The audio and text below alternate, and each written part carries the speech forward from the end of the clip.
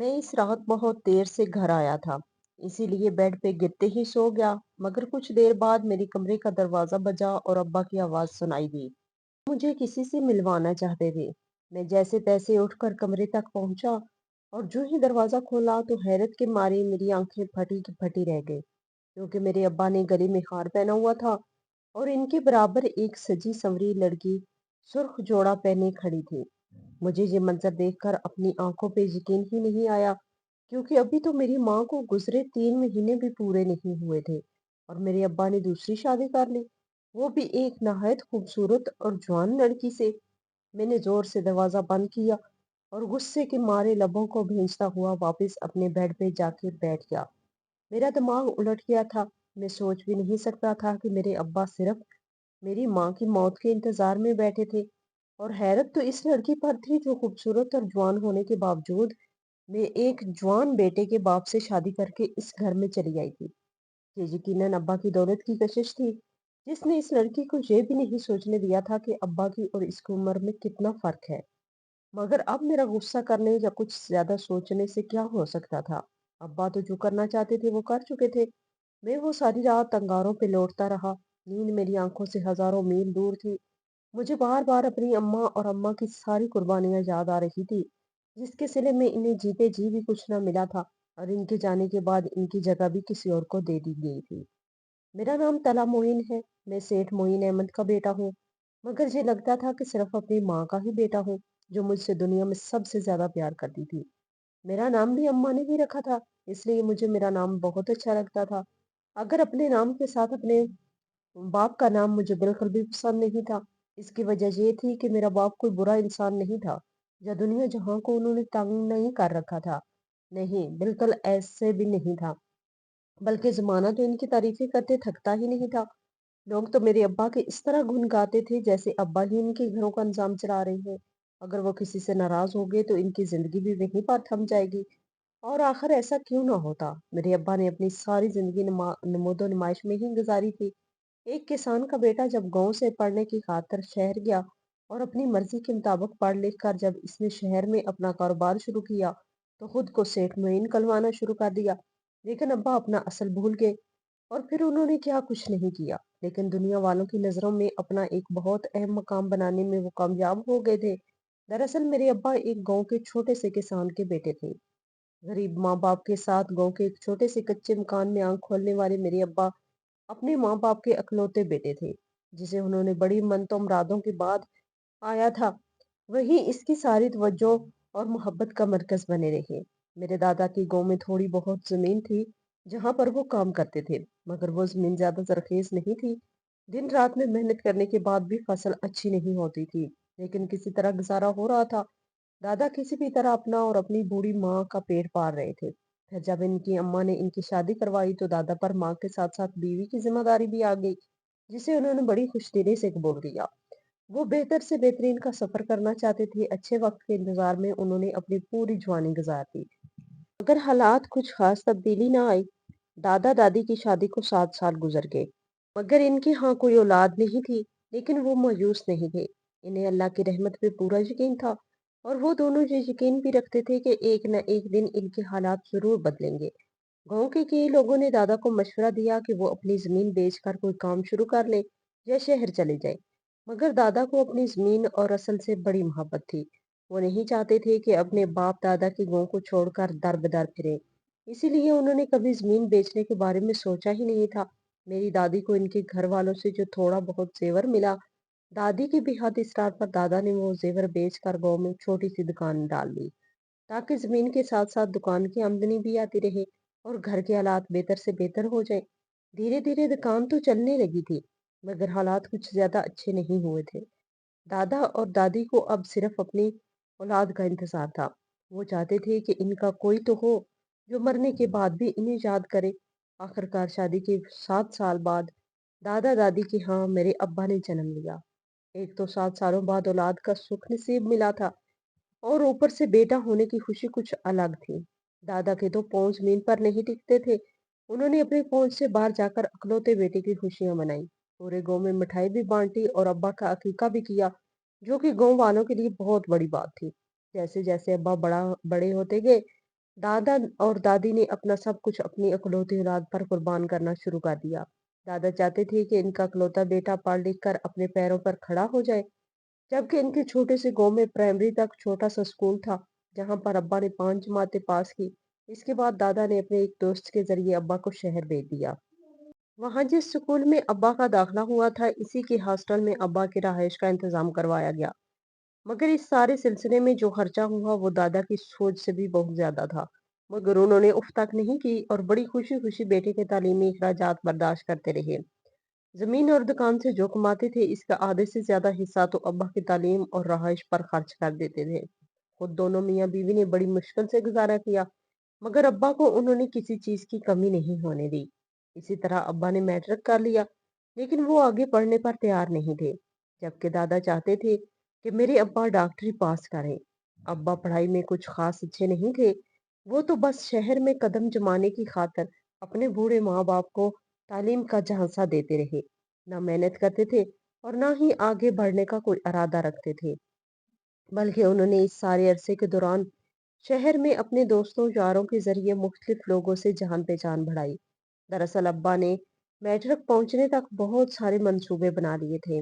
वो शहर में कोई ऐसा कारोबार शुरू करना चाहते थे जिससे कम वक्त में और ज्यादा पैसे कमा सके, क्योंकि इन्हें अच्छी तरह मालूम था कि अगर मेडिकल में जाने के लिए जान खपाते रहे तो सारी जिंदगी ऐसे ही गुजरेगी। ऐसा तो खूब कमाएंगे, मगर मेहनत के अलावा और कोई काम ही नहीं होगा। अब्बा शुरू से ही कुछ ऐश प्रस्त तबीयत के मालिक थे। उन्होंने जो सोच रखा था, इसका जिक्र अपने घर वालों से भी नहीं किया था। बस वो अपने अब्बा से ज्यादा पैसों की डिमांड करने लगे। फिर आखिरकार इनसे साफ साफ बात कर ली और अपने कारोबार के इरादे को दादा के सामने रख दिया। अब्बा चाहते थे कि दादा अपनी दुकान और जमीन बेचकर अब्बा को सारा पैसा दे दे। जहां तक तो इनका बस चलता, तो वो दादा दादी का छोटा सा कच्चा मकान भी न रहने देते। दादा ने बेटे की मोहब्बत और जिद के सामने मजबूर होकर इनकी बात मान ली और दुकान बेचने पर आमादा हो गए। मगर अब्बा पर तो जैसे पैसा कमाने का भूत सवार था। वो दादा को मजबूर कर रहे थे कि वो अपनी जमीन भी बेच दे। हालांकि दादा का ऐसा कोई इरादा नहीं था। इन्हें तो ये उम्मीद भी नहीं थी कि जमीन से कुछ हाथ आएगा, मगर अब्बा की नजर कुछ और ही देख रही थी। अब्बा ने शहर में रहकर इतने तलकात बना लिए कि इन्हें प्रॉपर्टी के बारे में काफी मालूमात मिलती रहती थी। दादा की जमीन गांव के बाहर की तरफ वाक़या थी और वहां से कच्ची सड़क भी गुजरती थी।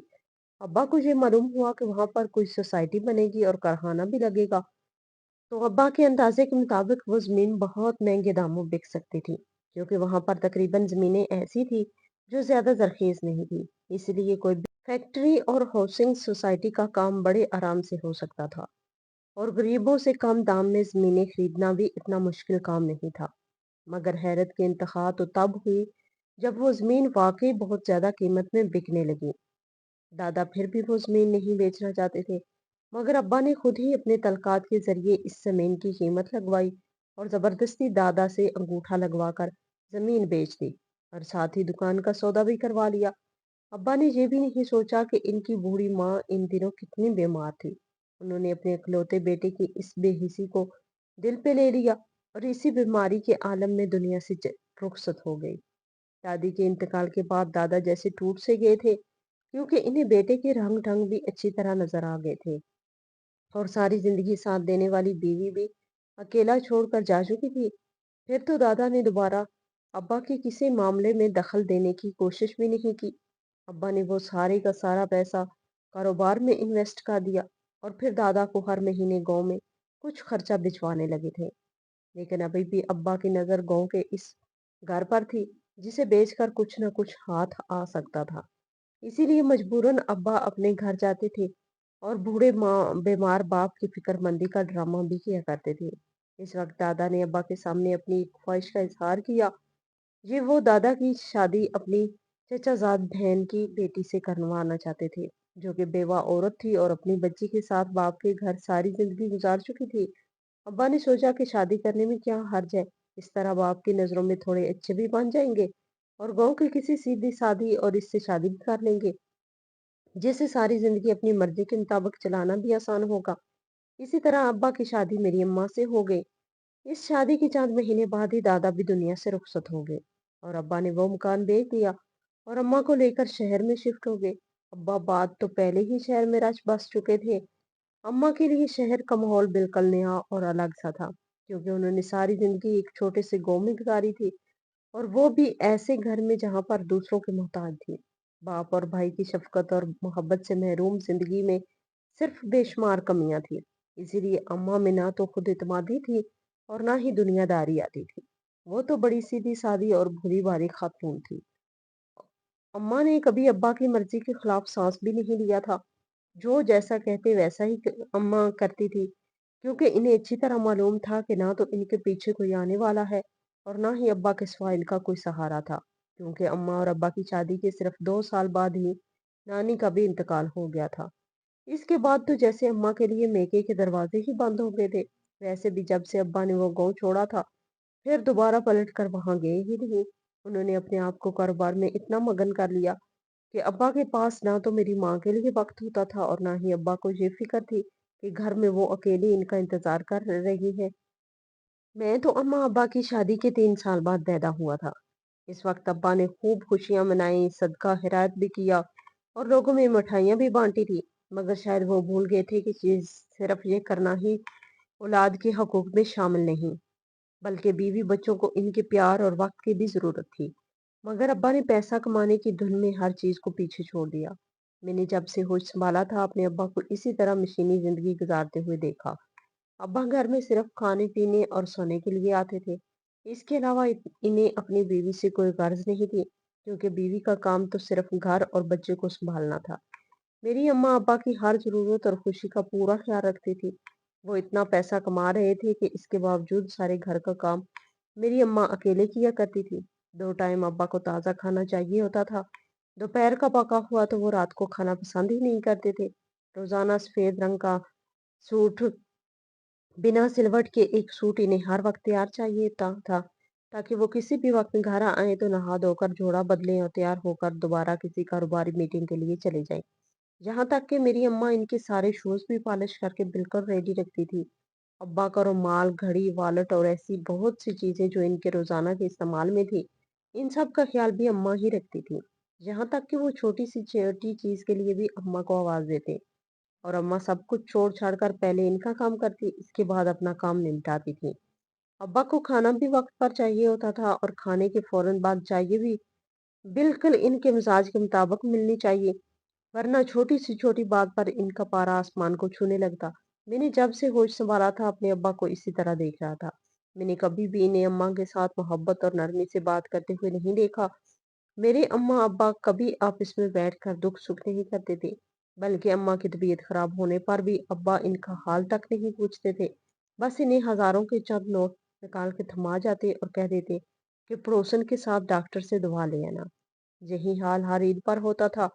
वो कभी भी हम दोनों को लेकर शॉपिंग के लिए बाजार नहीं गए थे, बल्कि जब भी कोई ऐसा मौका आता तो हजारों रुपए अम्मा को दे देते और वही जुमला धरा देते थे कि पड़ोसन के साथ जाकर शॉपिंग कर लेना।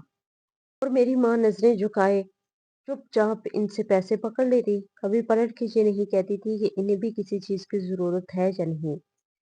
अब्बा का थोड़ा सा भी वक्त चाहिए, ये सब मैं देखते हुए बड़ा हुआ था। मैं स्कूल में पढ़ता हूँ, कैसा पढ़ता हूँ या किस वक्त मेरी क्या रूटीन है, अब्बा को इस सब से कोई लेना देना नहीं था। बस इन्हें ये मालूम था कि इनका बेटा शहर के बड़े स्कूल में पढ़ रहा है और अकेडमी पढ़ाने के लिए भी एक हाई फाई क्वालिफाइड टीचर इनके घर आता है। मेरी अलमारी में एक से बढ़कर एक सूट और कमरे में हर कीमती शय मौजूद थी। यहाँ तक कि जब मैं 8वीं क्लास में पहुंचा, अब्बा ने मुझे कंप्यूटर और साउंड सिस्टम भी लेकर दिया था। वो अम्मा को हमेशा यही कहते थे कि सारी जिंदगी जो कुछ भी कमाता रहा हूँ वो तुम दोनों के लिए ही कमाया है, क्योंकि मैं नहीं चाहता कि तुम दोनों को किसी किस्म की कोई महरूमी या तंगी का सामना करना पड़े। मगर पता नहीं अब्बा ये क्यों नहीं समझते थे कि हम दोनों इंसान थे जिन्हें इनकी जरूरत भी थी, जिनके अपने भी कोई जज्बात, कोई ख्वाहिशात थी। वो तो अम्मा की तरह मुझे भी शायद कोई रिमोट समझते थे। बस अपनी मर्जी के मुताबिक चलाना और हर काम में अपनी राय को अहमियत देना इन्हें आता था। इसी तरह एक मशीनी जिंदगी गुजारते हुए मैंने मैट्रिक पास कर लिया। मैं पढ़ने में अच्छा था और मेडिकल में जाना चाहता था। इसीलिए कॉलेज में एडमिशन लेने के बाद मैंने अपने जहन को मुकम्मल तौर पर तैयार कर लिया था। मुझे हरगिज अब्बा के कारोबार का हिस्सा नहीं बनना था। ना ही मुझे इस बात में कोई दिलचस्पी थी कि अब एक कारखाने के मालिक बन चुके हैं। बेशक वो कारखाना छोटा सा था, मगर जरूरत से ज्यादा नोट छापने की मशीन भी वही था। मुझे इस रुपये पैसे से कोई दिलचस्पी नहीं थी, इसीलिए मैं मेडिकल फील्ड में जाने का इरादा कर चुका था, क्योंकि मुझे अब अपने तौर पर अपनी मर्जी से भी जीना और अपनी अम्मा के लिए भी कुछ करना था। लेकिन इससे पहले कि मैं अपनी माँ के लिए कुछ कर पाता, बदकिस्मती से अम्मा की तबीयत बहुत खराब रहने लगी। और जब मैंने इनके चेकअप वगैरह करवाए तो मालूम हुआ कि इन्हें कैंसर है। ये खबर मेरे लिए किसी क़यामत से कम नहीं थी। मैं तो सोच भी नहीं सकता था कि मेरी वो माँ, जिसके पैदा होने के बाद अब तक अपनी ज़िंदगी में सिर्फ महरूमियाँ और मुश्किलातें देखी थी, सब कुछ होते हुए भी जिसने हर चीज़ पे सब्र किया था, इसे अब इतनी बड़ी बीमारी ने घेर लिया था। ऐसा कैसे हो सकता था?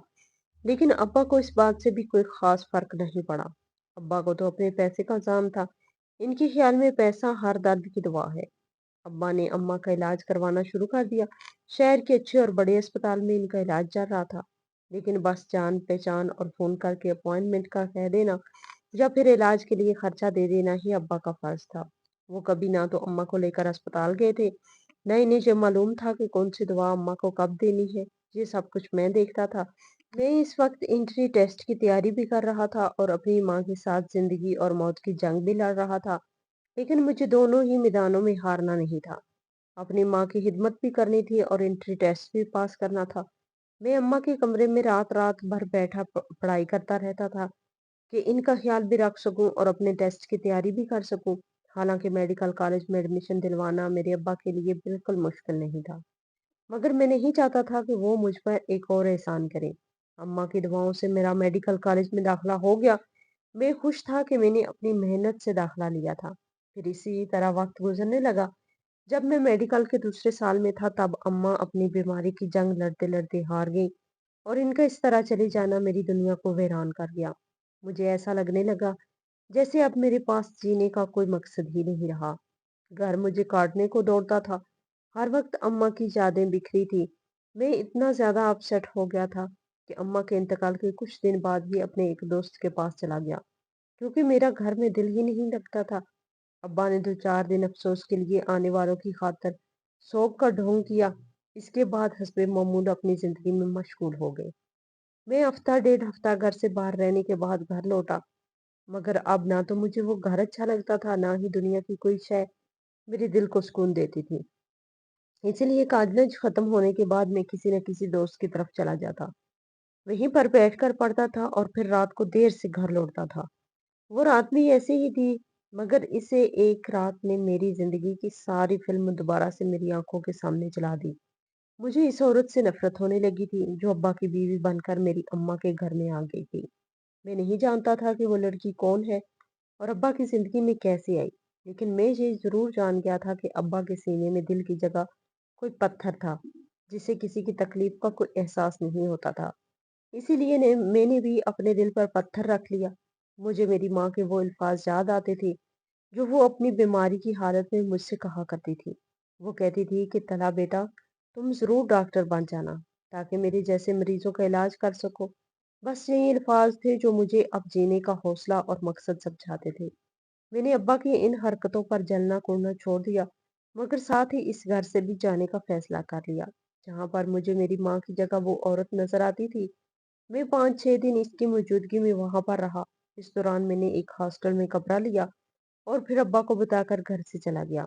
मैंने अब्बा से यही कहा था कि हॉस्टल में रहकर ठीक तरीके से पढ़ सकता हूँ और इन्हें इस बात पर कोई एतराज नहीं था।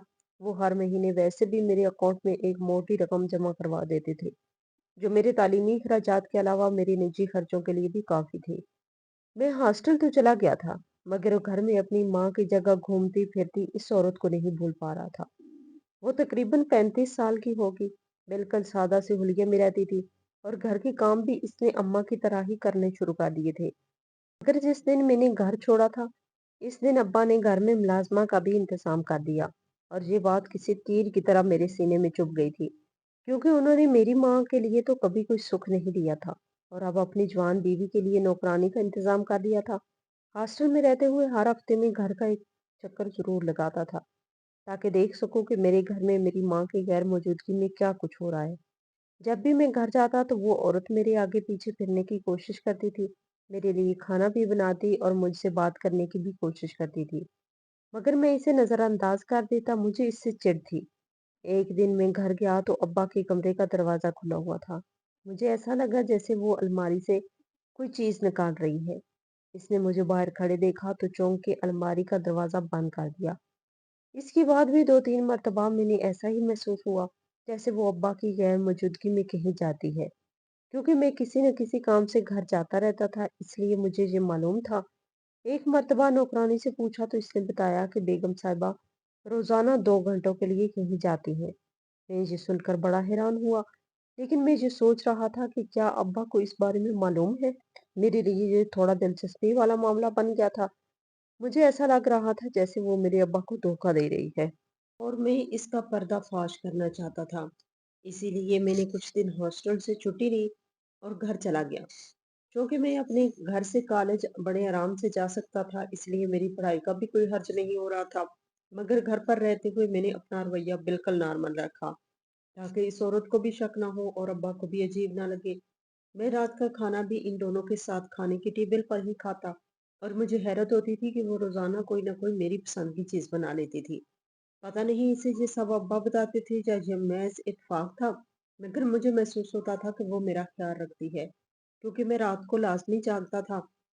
पढ़ाई के सिलसिले में मुझे देर तक जागने की आदत थी, तो वो लाजमी मुझे चाय बनाकर दे जाती। तब मुझे हैरत होती थी, मगर मैं अपने दिल में इसके लिए कोई नरम गोशा पैदा नहीं करना चाहता था। इसीलिए मैंने ना तो कभी इसकी किसी अच्छाई को कबूल किया और ना ही इस बात करने की कोशिश की। फिर वो दिन आ गया जिसका मुझे इंतजार था। इस दिन छुट्टी थी और मैं घर पर ही था। पहले वो किचन में काम कर रही थी, इसके बाद अपने कमरे में गई और फिर थोड़ी देर में अपना पर्स उठाकर चादर ओढ़े वो मुझे बैरूनी दरवाजे की तरफ जाती हुई नजर आई। तो मैं भी फौरन इसके पीछे पीछे घर से निकल गया। रोड से जाकर इसने रक्शा लिया और मैं इसमें बैठकर चली गई। मैंने भी रक्शा लिया और इसका पीछा करने लगा, क्योंकि मैं नहीं चाहता था कि बाइक पर वो मुझे देख ले और मैं इसका राज जानने से महरूम हो जाऊं। मुझे तो हर कीमत पर ये जानना था कि वो क्या करती है। काफी देर रक्शा सड़क पर चलता रहा और फिर एक कच्ची आबादी की गली के कोने पे रुक गया। वो औरत रक्शे से निकली और इधर उधर देखती हुई गली के अंदर चली गई। मैं भी थोड़े फासले पर इसका पीछा कर रहा था। गली में आखिरी घर के दरवाजे पे खड़े होकर इसने दस्तक दी। थोड़ी देर में दरवाजा खुल गया। वो अंदर जाने लगी, लेकिन एकदम से रुक गई और फिर पीछे पलटकर इसने मुझे आवाज दी और कहा कि जहां तक आ ही गई हो तो अब अंदर भी चले चलो। ये सुनकर मैं सकते में आ गया, क्योंकि इससे मालूम था कि मैं इसका पीछा कर रहा हूँ और अब वो मुझे अंदर चलने का भी कह रही थी। मैं कुछ शर्मिंदा सा हो गया और खामोशी से कदम उठाता हुआ इस घर में दाखिल हो गया, जिसके दरो दीवार वहां के मकीनों की खस्ता हाली का रोना रो रहे थे। जैसे ही हम दोनों अंदर गए तो एक और 1.5 उम्र की औरत हमें सलाम करती हुई वहां से निकल गई। मैं कुछ भी समझ ना सका कि वो घर किसका है और वो औरत कौन थी जो बाहर गई थी। मैं इधर उधर देख रहा था, तब मेरी सौतेली माँ ने मुझे कमरे में चलने का इशारा किया। मैं जैसे ही इसके पीछे कमरे में पहुंचा तो मेरे कदमों के नीचे से जमीन निकल गई, क्योंकि वहां एक पलंग पर 15 साला एक लड़का लेटा हुआ था, जिसकी टांग पर पट्टी बंधी हुई थी और वो बहुत कमजोर लग रहा था। मेरी सौतेली माँ को देखते ही इस लड़के ने उठने की कोशिश शुरू कर दी, तो सौतेली माँ ने जाकर फटाफट इसे सहारा दिया और थोड़ा सा टेक लगाकर इसे बैठा दिया। फिर इसके माथे पर प्यार करके इसका हाल पूछने लगी। वो लड़का ऐसे रो रहा था जैसे छोटा सा बच्चा अपनी माँ के सीने से सर रख कर रोता है। ये मंजर देखकर मैं बड़ा जज्बाती हो गया। मुझे अम्मा की याद आ गई। मैं अभी तक कमरे में दरवाजे पे ही खड़ा था। वो औरत इस लड़के को बहलाने की कोशिश कर रही थी। फिर इसे पानी पिलाकर चुप करवाया। फिर शायद इसे याद आया कि कमरे में मैं भी मौजूद हूँ। तब इसने अचानक मेरी तरफ देखा और मुझे बैठने का कहा। फिर मेरी तरफ देखते हुए बोली कि मैं जानती थी कि आप मेरा पीछा करते हुए यहाँ तक आ गए हैं। मैं जब रक्शे से उतरी थी तब मैंने आपको देख लिया था, मगर मैं कोई चोर नहीं हूँ या कोई गुनाह नहीं कर रही कि दुनिया से छुपाती फिरूं। तभी आपको यहाँ तक ले आई हूँ।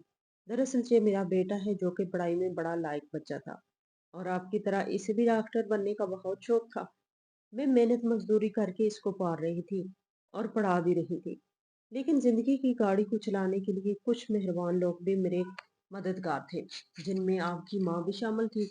आपको नहीं मालूम, लेकिन मैं अक्सर आपके घर जाती रहती थी, क्योंकि वो मेरी माली मदद किया करती थी। मेरा इनसे कोई रिश्ता या ताल्लुक तो नहीं था, मगर एक अस्पताल में हम दोनों की मुलाकात हुई थी और फिर इसके बाद अक्सर हमारा राब्ता रहता था। ये मालूम था कि मैं वो बेवा औरत हूँ जिसकी शादी 18 साल की उम्र में हुई थी और मैंने बेवकी के साथ ही अकेले अपने बच्चे को पाला।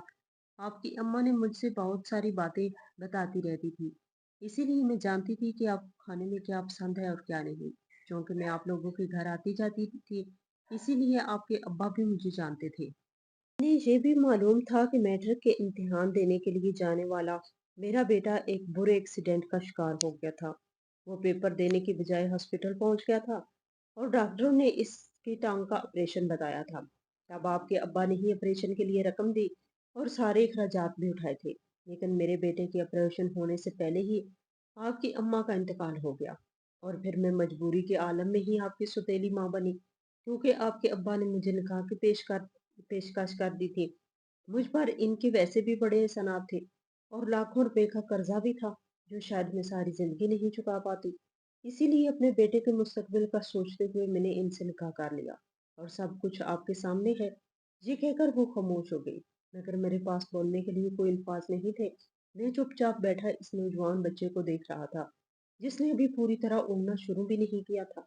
मुझे इसकी दर्द और तकलीफ का भी एहसास था, मगर मैं ये भी सोच रहा था कि मैंने मजबूर माँ को समझने में कितनी बड़ी गलती कर दी। इसका तो कोई कसूर नहीं था, बल्कि इसकी मजबूरी का फायदा तो मेरी बाप ने उठाया था, जो हमेशा से दूसरों की बेबसी पर अपनी मर्जी चलाता आया है। मैं इस वक्त तो चुपचाप बिना कुछ कहे और बगैर मजीद कोई बात सुने वहां से उठकर अपने घर चला गया, क्योंकि मुझे समझ नहीं आ रहा था कि जो हुआ है वो सही था या नहीं।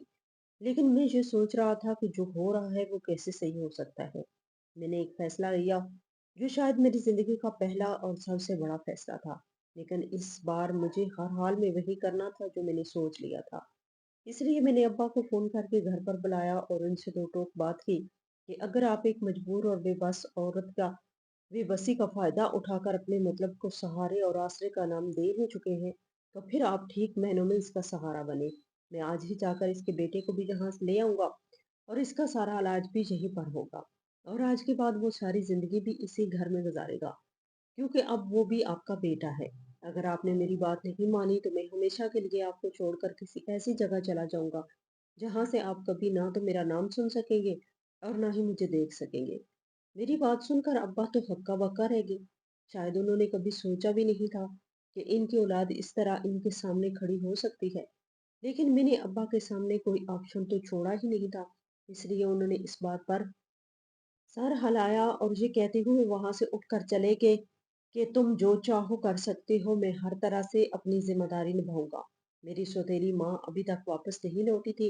मैंने गाड़ी ली और सीधा वहां पहुंच गया, जिसके बाद हम दोनों ने इस नौजवान को लेकर घर आ गए। इस दिन जो खुशी मैंने इस मजबूर और बेबस माँ के चेहरे पर देखी, तब मुझे ऐसे लग रहा था जैसे मेरी माँ की रूह खुश हो गई हो। एक सुकून मेरे अंदर भी उतर गया था।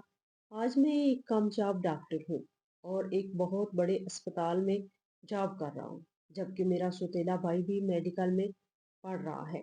इसका इलाज होने के बाद वो अपने पैरों पर तो खड़ा हो गया था, मगर इसकी एक टांग नकली थी।